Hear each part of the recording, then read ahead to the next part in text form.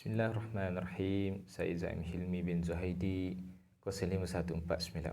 InsyaAllah hari ini saya akan menerangkan tentang adilatul dakwah Islamiyah wa masadiriha, yakni bukti seruan Islam dan sumbernya.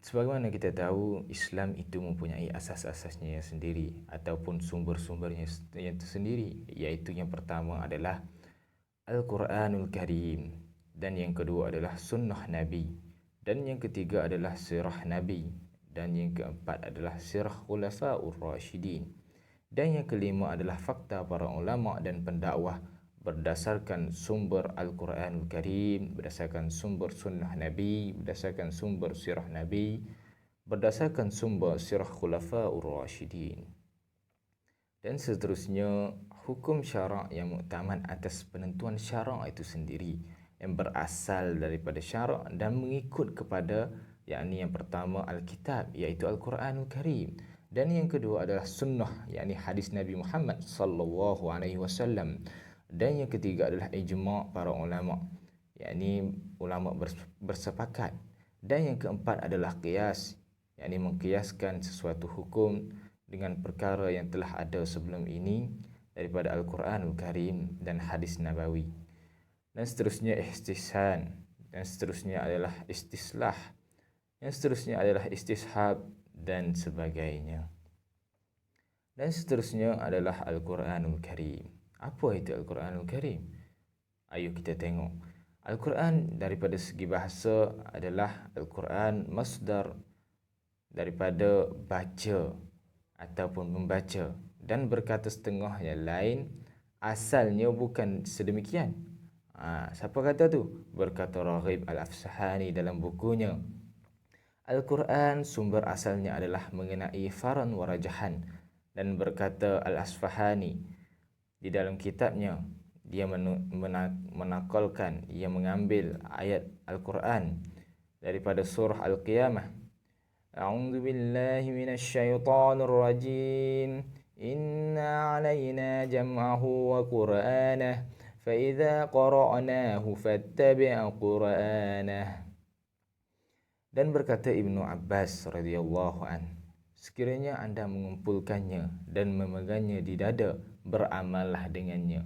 Apa yang dikatakan oleh Ibnu Abbas itu adalah Al-Quranul Karim. Dan seterusnya adalah perbezaan ulama di segi takrif Al-Quranul Karim. Ulama berbeza pendapat tentang takrif Al-Quranul Karim. Mari sama-sama kita tengok apa perbezaannya. Yang pertama adalah kalam Allah Azza wa Jal yang diturunkan kepada Rasulnya, yakni Nabi Muhammad sallallahu alaihi wasallam. Al-Quran itu diriwayatkan secara mutawatir dan bacaannya dikira sebagai ibadah. Dan pendapat kedua mengatakan kalam Allah Azza wa Jal yang diturunkan kepada nabinya, yakni Nabi Muhammad sallallahu alaihi wasallam, dengan lisan Arab. Selain daripada Arab tak kira Al-Quran. Al-Quran itu diriwayatkan secara mutawatir, yakni ramai meriwayatkan, dan bacaannya dikira sebagai ibadah. Yang mana kita tahu satu huruf 10 pahala yang ditulis pada mushaf. Mukjizat pada lafaz dan maknanya dimulai dengan surah Al-Fatihah dan ditutupi dengan surah An-Nas. Jadi sekian sahaja daripada saya. Wabillahi taufiq wal hidayah. Wassalamualaikum warahmatullahi wabarakatuh. Assalamualaikum warahmatullahi ta'ala wabarakatuh. Saya Muhammad Zulhafizi Najmuddin bin Subakhri 049776 akan menerangkan berkenaan dengan Khasa'is Al-Quran Al-Karim muka surat 81 hingga 90. Baik. Khasa'is Al-Quran Al-Karim takhtalif asalib al-ulama. Ulama berbeza pendapat dalam menentukan Khasa'is Al-Quran Al-Karim pada berapa. Maka telah disimpulkan ada 9. Secara mudahnya 9, iaitu Ar-Rabbaniyah, Kamal, Al-Wuduh, Syumul, At-Tawazun, Al-Amaliyah, Al-I'jaz, Subut, Al-Qat'i, Wal-Hifzu. Yang pertama Ar-Rabbaniyah, yakni ketuhanan itu ia dinisbahkan kepada Allah Ta'ala. Ia adalah sumber asal kepada seluruhnya. Kepadanya lah kembali segala keistimewaan yang lain. Allah Ta'ala berfirman, Fala uqsimu bimawaqi'in nujum wa innahu laqasamun law ta'lamun azim innahu laqur'anun karim fi kitabim maknun la yabassuhu illa mutahharun tanzilun min rabbil alamin. Keduanya Al-Kamal, bermakna sunyi daripada kekurangan dan keaiban. Ianya adalah kesan keistimewaan pertama, yakni Rabbaniyah. Maka kalam Allah adalah suci daripada segala kekurangan dan aib. Firman Allah, wa innahu lakitabun aziz la ya'tihi al-batilu min baini yadayhi wa la min khalfihi tanzilun min hakimin hamid. Seterusnya adalah al-wuduh, yakni jelas. Wahya al-ibanatu wa yuqabiluha al-ghumud. Ia bermaksud nyata berlawanan dengan ketidakjelasan. Maksudnya Quran yang jelas. Seperti mana firman Allah Ta'ala, wa kadzalika anzalnahu ayatin bayyinat wa anna Allah yahdi man yurid. Okey, seterusnya adalah syumul menyeluruh. Ia bermaksud meliputi. Maka Al-Quran adalah merangkumi segala apa yang diperlukan manusia pada dunia dan akhirat. Ma farratna fil kitabi min syai'. Maksudnya Quran ini menyeluruh. Politik, keluarga, masyarakat, jual beli, muamalah, semua lengkap. Terusnya adalah tawazun seimbang. Tawazun bermaksud serasi dan harmoni antara bahagian sesuatu. Ia berlawanan dengan ketidakserasian dan perselisihan serta dianggap kena wasatiyah. Maksudnya seimbang, sederhana, tidak terlalu keras, tak terlalu lembut. Fala yatadabbarun Quran law kana min 'indi ghairillah lawajadu fihi ikhtilafan katsira. Kalau kamu tengok dalam Quran, kalau ada Tuhan yang selain Allah, maka banyak berlaku perselisihan. Al-amaliyah, praktikal. Quran ini praktikal, sesuai untuk digunakan bila-bila masa, di mana saja. Kul makan, kul zaman, sesuai Quran ni. Itu kesesuaian Quran. Kemudian ijaz maksudnya melemahkan. Maksudnya Quran ini bersifat melemahkan segala yang lemah. Quran ni mengatasi segala ni. Maksudnya Quran ni melemahkan manusia. Hebat macam mana pun, Quran lebih hebat. Quran ada ijaz bayani, ijaz tashri'i, ijaz ikhbari, ijaz amali, ilm al-alami ataupun sains. Yaqulun qawalah bal la yu'minun falyatu bi haditsin misla ma kanu yaqulun. Sabitun qat'i, maksudnya Quran ni sabit. Daripada dulu sampai sekarang, daripada Nabi Muhammad sampai sekarang, tak ada satu pun yang mencanggah ayat Quran. Tak ada satu ayat atau satu huruf yang mencanggah. Semua yang sama daripada dulu sampai sekarang. Kemudian al-hifzu maksudnya selamat. Quran ni bila kita kata Allah Ta'ala menjamin Al-Quran ini, maka tak ada kekurangan, tak ada kelemahan. Semuanya dijaga oleh Ta'ala daripada dulu, daripada mula-mula sampailah kiamat. Allah Ta'ala dah janji, inna nahnu nazzalna dzikra wa inna lahu lahafizun. Terima kasih. Sekian. Terima kasih. Assalamualaikum warahmatullahi wabarakatuh. Bismillahirrahmanirrahim. Assalamualaikum warahmatullahi wabarakatuh. Nama aku Nur Faizah binti Engku Hassan, nombor matrik 050809.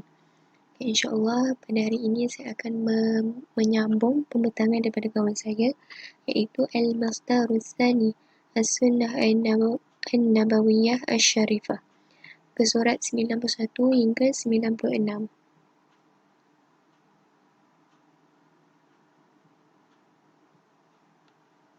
Okey, yang pertama kita masuk kepada ta'rifus sunnah fil lughah.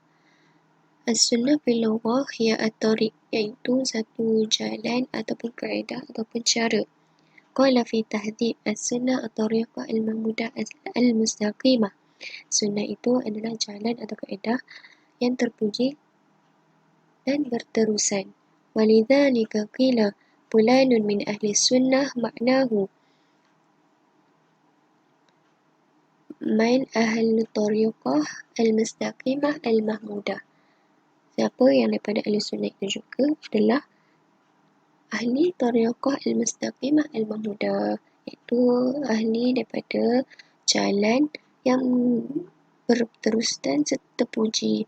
Qala Syamirun as-sunnah fil aslun sunnata at-tariq wa huwa tariqu as-sunnah awailun nas. Sunnah pada asalnya adalah satu jalan yang diikuti oleh orang-orang yang terdahulu. Qala Raghibu as-sunnah an-nabi sallallahu alaihi wasallam tariqatuhu allati kana yadhharaha wa sunnatullah ta'ala qad taqala li tariqi hikmatuhu wa tariqatu ta'ati. Yang seterusnya wasunnatu fil istilah, sunnah dari segi istilah. Sebahagian daripada ulama telah bersepakat yang maksud sunnah dibagi istilah itu ialah ma sadaru an sayyidina Muhammad sallallahu alaihi wasallam ghairul Quran min fa'ilin aw qawlin aw takririn, apa yang disandarkan kepada Nabi Muhammad sallallahu alaihi wasallam melainkan Al-Quran daripada perbuatan baginda atau perkataan baginda atau pengakuan baginda. Seterusnya, yaqulul imamu Ibnu Abdul Barri rahimahullah, wa amma usulul ilmi al-kitab wa sunnah. As-sunnah yang pertama, ijma'u tangkilahu al-kafah anil kafah, kesepakatan yang dibawa daripada manusia sekelompok kepada manusia yang sekelompok manusia. Yang kedua, as-sunnah khabarul ahadi at-taqat al-atbat al-muntasim al-isnad, iaitu berita yang boleh dipercayai dan disabitkan dengannya bersambung sanad. As-sunnah an-nabawiyah bin-nisbah lid-da'iyah hiya tariqatuhu Rasulullah sallallahu alaihi wasallam fi ad-da'wah 'alayha ya'tamidu fi da'watihi wa minha yastaqim ma dama mutba'an lahu.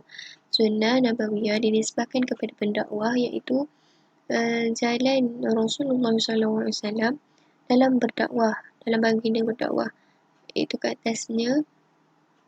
atasnya wajib mengikuti dakwah baginda dan daripadanya diperoleh dan diikuti dakwah itu daripada baginda itu sampailah sekarang.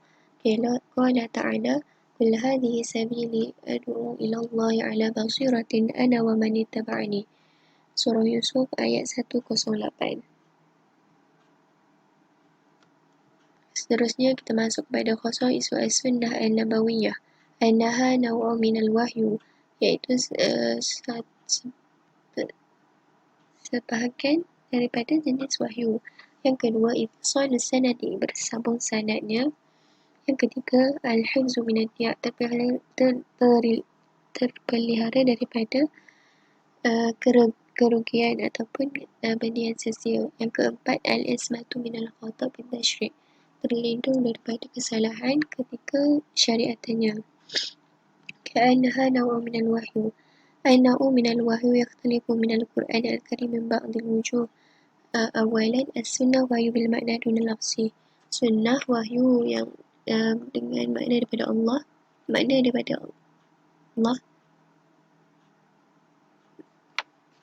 lafaz daripada Allah, makna daripada Nabi.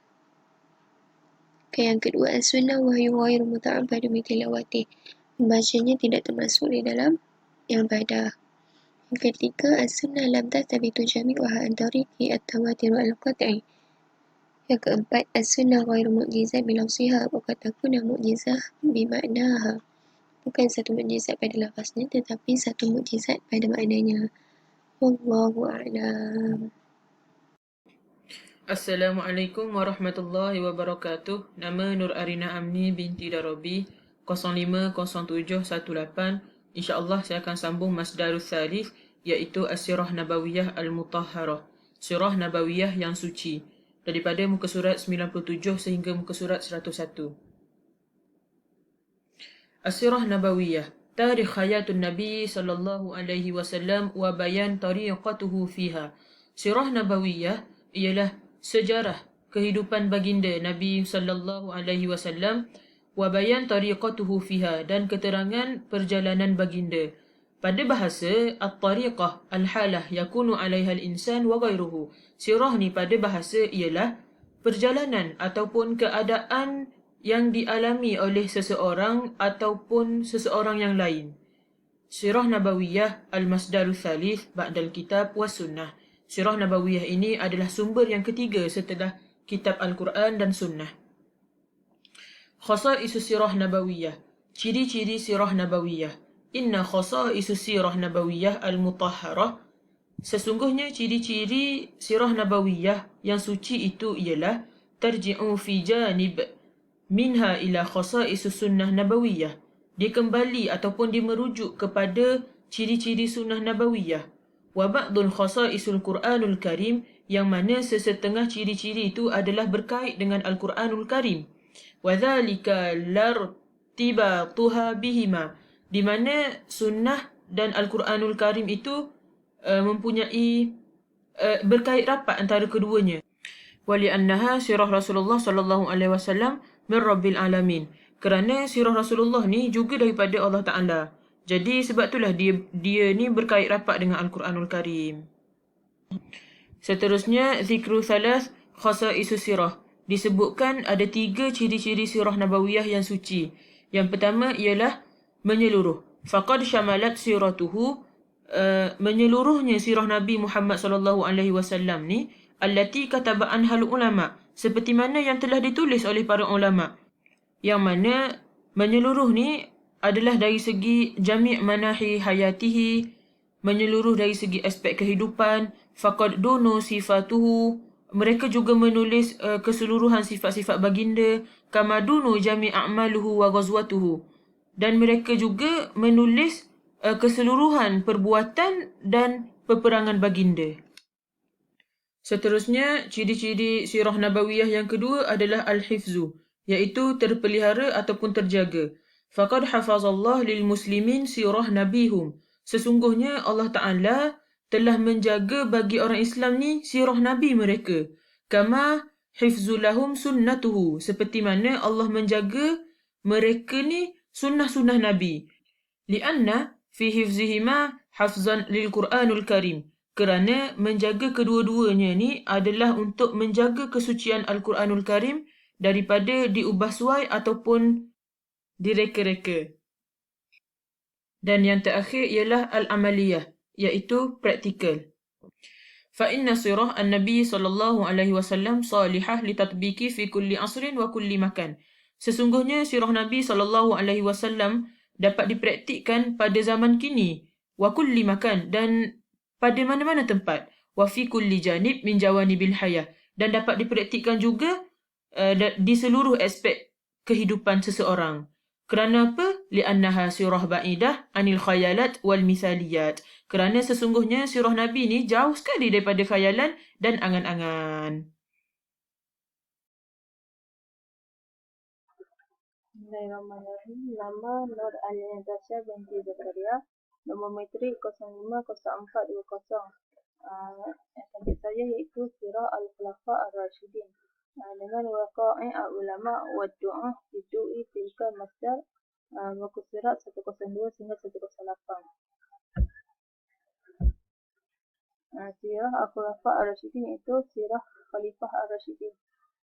Khulafa Ar-Rashidin ba'duhu sallallahu alaihi wasallam allazi ajma'u ala wasifahum bizalika arba'ahum ala at-tarti Abu Bakar wa Umar wa Uthman wa Ali radhiyallahu anhum. Khalifah yang dipimpin dengan benar secara baginda sallallahu alaihi wasallam yang digambarkan sebagai 4, iaitu Abu Bakar, Umar, Uthman dan Ali. Wa sifat khulafa haula'i ala arba'ah bi khulafah an-nubuwah. Jadi kekhalifahan keempat-empat ini menggambarkan pergantian ramalan tersebut. Hatta inna al-imam Ahmad wa ghayruhu i'tamadu ala hadha al-hadith fi taqrir khulafa ar-rashidin al-arba'ah. Sehingga Imam Ahmad dan yang lainnya bergantung pada hadis ini di dalam laporan khalifah, 4 khalifah yang dipandu dengan benar, dan ia ditubuhkan oleh Ahmad, wasibatuhu Ahmad, wa istidal bihi ala man tawaqqifu fi khulafah Ali min azad iftira an-nas alaihi, dan dia disebut berbeza kepada mereka yang berhenti bertutur Ali demi memintakan orang padanya. Hatta qala Ahmad man lam yarbi'u bi Ali fi al-khulafa fa huwa asal himar ahlihi, dan dia sehingga Ahmad berkata, siapa yang tidak menegakkan Ali dalam kekhalifahannya adalah asal kedai keluarganya. Yang seterusnya iaitu dia berkata sini, mungkin kebijaksanaan menganggap sunnah mereka ni sebagai sunnah Rasulullah sebagai berikut adalah bahawa contoh orang-orang yang beriman dan tidak terbatas pada Nabi SAW, tetapi termasuk berganti orang-orang dewasa selepasnya, dan mereka bahkan tidak tertipu bahawa kemungkinan menerapkan Islam dengan betul hanya pada zaman Rasulullah SAW, dan dia berjaya dengan kematiannya, sehingga dalil itu dibuktikan oleh sunnah dan biografi mereka sebagaimana halnya dengan sunnah Rasulullah SAW hingga hari kiamat. Seterusnya, waqa'i ulama wa du'ah fi du'i tilka al-masdar, iaitu fakta para sejana dan pendakwah berdasarkan sumber itu. Yang pertama, pengalaman para sarjana dan pendakwah dan tingkah laku mereka dalam menyokong merupakan sumber pendakwah yang penting yang membantunya untuk memahami sumber-sumber sebelumnya dan untuk membuat penilaian dari mereka kerana mereka adalah aplikasi praktikal dari keadaan Tuhan dan Rasulnya. Yang kedua, yang seterusnya dikatakan dalam hadis, al-ulama warasatu al-anbiya wa min huna ja'a tashbih al-ulama bin nujum fis sama'. Para ulama ni adalah pewaris para nabi. Oleh itu, analogi para ulama ni dibandingkan dengan bintang-bintang di langit. Yang seterusnya, Rasulullah SAW qala inna masalu al-ulama fil al-ar kamasalin nujum as-sama' yahtadi biha fi zulamati al-biru wal-bihru. Faiza in tamastu an-nujum yushiku an tadallu al-hadah. Rasulullah SAW bersabda, perumpamaan para ulama di bumi ini seperti bintang-bintang langit yang dipandu oleh mereka dalam kegelapan darat dan laut.